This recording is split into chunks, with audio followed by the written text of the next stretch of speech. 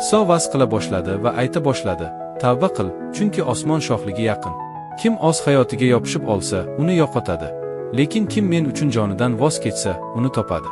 Lekin birinchi navbatda Xudoning shohligini va uning solihligini qidiring. Siz Xudoga ishonasiz, menga ham ishoning."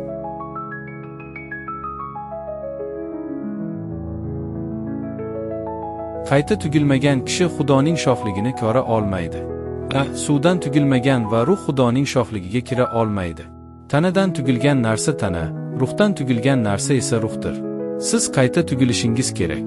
Chunki Xudo o'z oglini dunyoni qoralash uchun emas, balki u orqali dunyoni qutqarish uchun dunyoga yubordi.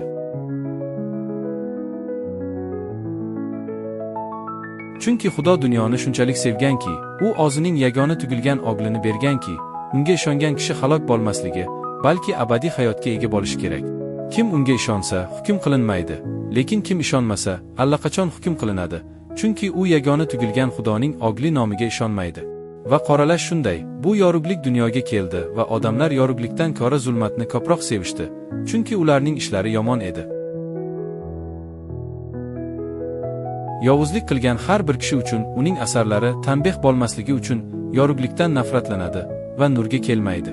Ammo haqiqatga amal qilgan kishi, uning asarlari namoyon bo'lishi mumkinligi, chunki ular Xudoda qilinganligi nurga keladi. Agar meni sevsangiz, amrlarimni bajaring. Shunday qilib, endi men sizga yangi amr beraman: bir-biringizni seving.